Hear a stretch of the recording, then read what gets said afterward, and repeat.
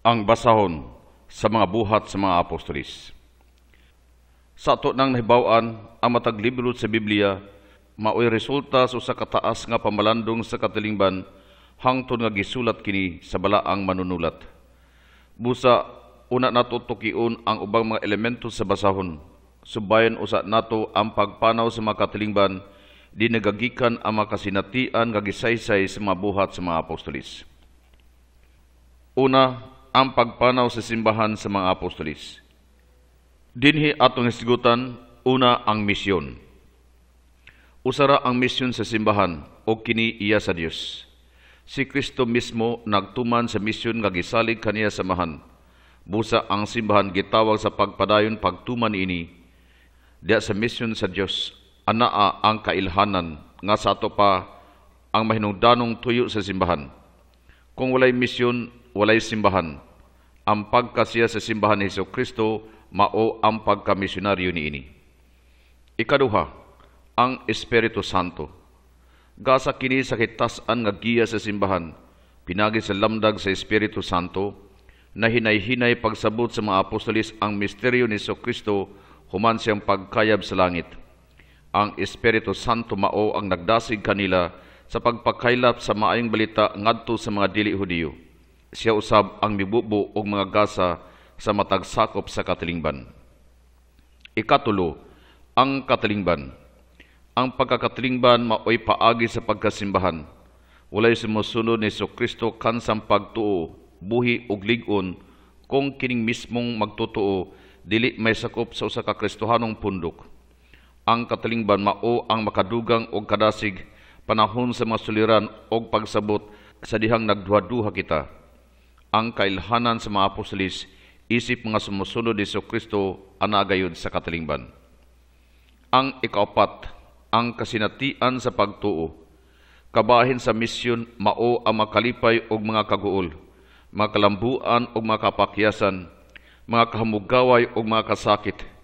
Pinaagi dining tanan, mapabsanong makaamgo ang usa ka Kristiyano sa kagamay sa iyang kusog og ang kadako sa gahom sa Dios.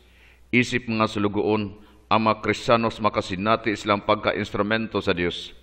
Maningkamot sila sa pagtuman sa ilang misyon, kutob sa ilang mahimo. Ang Dios mao ang motiwas iyang gisugdan diha kanila. Ang ikalima, si Pablo. Si Pablo nahimong sumbanan sa pagka-misyonaryo. Gumikan sa misyon nga gisalig ni Kristo kaniya, ang maayong balita gisangya usab sa mga dili Hudiyo. Sa iyang pag-agi sa lain-laing mga kalungsuran sa Romanhong Imperyo, nagtukod siya og mga Kristohanong katilingban. Pagbiya niya niini, gibinlan niya og mga sinaligang sakop alang sa pagpangulo sa pundok. Ang kasaysayan ni Pablo nagtudlo kanato sa pagdawat sa laraw sa Dios sa atong kinabuhi, bisan kini lahi kayo sa atong kinaugalingong plano. Ang ikaunom, si Maria. Mahinungdanon kayo ang presensya ni Maria sa unang simbahan. Siya nagtudlo kanato nga dili kinahanglan og mga diskurso alang sa pagsaksi kang Kristo, kundi pagtuo og pagsalig kaniya. Ang iyang kahilom og makanunayong paglihok sulod sa katilingban nahimong inspirasyon sa mga apostolis. Ikaduha nga atong hisgutan diha sa basahon sa mga apostolis mao ang pagkapukan sa Jerusalem sa tuig 70 Anno Domini. Ang tuig 70 human sa pagkatawo ni Jesucristo nahimong usa sa mga pinaka-importanteng hitabo sa kasaysayan sa simbahan o sa katawhan sa Israel. Gumikan sa pag-alsa sa mga Hudiyo batok sa mga Romanhon, gisulong ni Tito, usa ka komandanting Romanhon, ang siyudad sa Jerusalem. Giguba niya ang templo, gikuha ang mga sagradong butang niini o gidala niya sa Roma uban usab ang mga rebelde nga gidakop aron mahimong ulipon. Human ining panghitabo, nagkatibulaag ang mga Hudiyo sa tanang mga dapit, apil ang mga Kristiyanos nga gikan sa Judaismo. Sanglit wala na ang templo, nawala usab ang mga pari ug ang labang hukmanan sa mga Hudiyo. Nabungkag ang pundok sa mga Sadusyo. Usa kini ka partido sa makadagkuan sa mga Hudiyo ug ang ubang mga partido sa katawhan sa Israel. Ang mga Pariseo lamang ang nagpabilin ug sila ang nangulo sa katawhang Hudiyo sa nagkadaiyang mga dapit. Ang matag katilingbang Hudiyo nagpadayon pagpundok sa mga sinaguga alang sa pagsaulog sa adlawng igpapahulay o sa pagtudlo sa mga kabataan sa ilang mga tradisyon o balaod. Niadtong tuig na binta Anno Domini, nagtapok ang ubay-ubay nga mga Parisiyo sa Jamnia, sa rehiyon sa Hudiya, alang sa pagpaklaro sa kogmaon sa Judaismo. Gidesisyonan nila ang listahan sa mga basahon sa ilang Biblia o gipasumanginlan nila ang mga Kristiyanos tungod sa kalaglagan sa Jerusalem.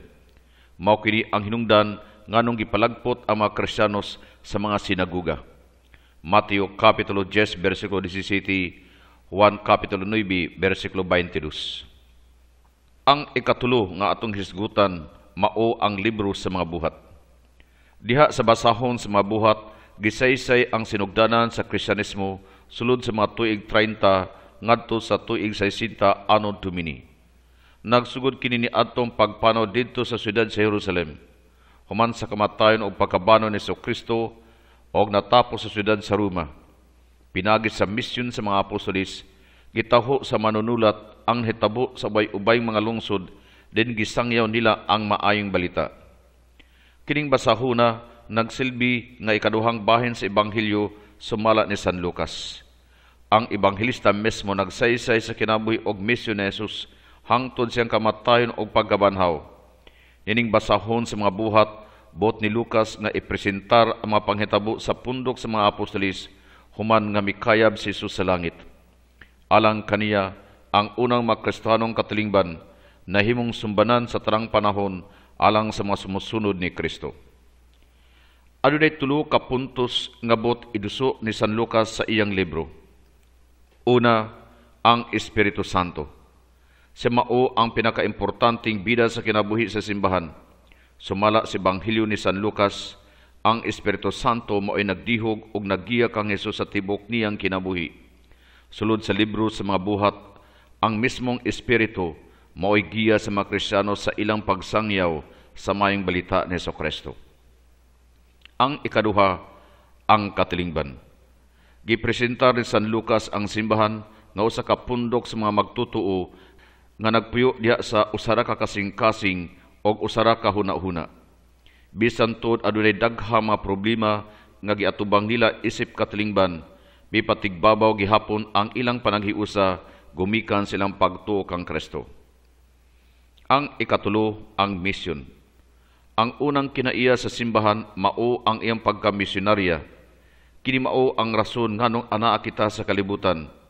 Gidawat sa simbahan ang maong misyon gikan ni Jesus aron ang mismong pundok sa mga Kristiyanos mahimong timaan sa paghari sa Dios nining kasaysayan. Ang ikaapat nga atong paghisgutan, ang hanay sa libro sa mga buhat. Ang libro sa mga buhat nagpakita og klarong hanay sa mga panghitabo sa kasaysayan sa pagsugod sa simbahan. Kung subay nato ang mga kapitulo ni ining basahuna, mahimo kining ibahin sa tulo ka parte og mao ang mosunod.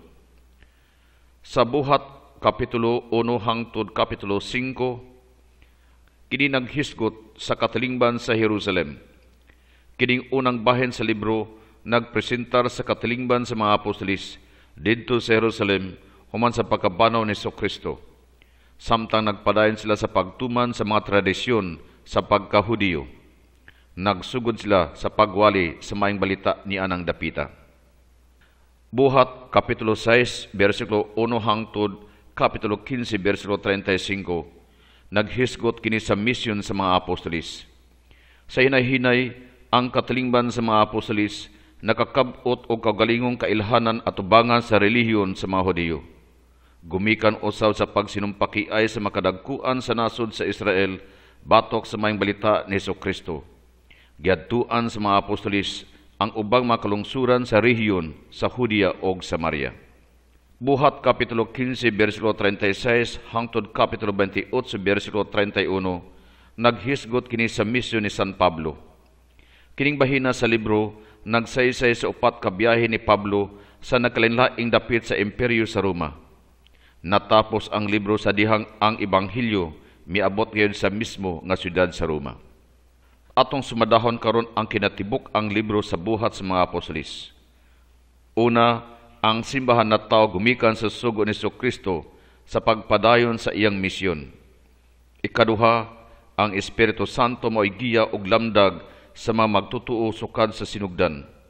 Og ang ikatulo, ang libro sa mga buhat gisulat ni San Lucas aron ipaambit sa mga kasenatian sa unang mga Kristohanong katilingban.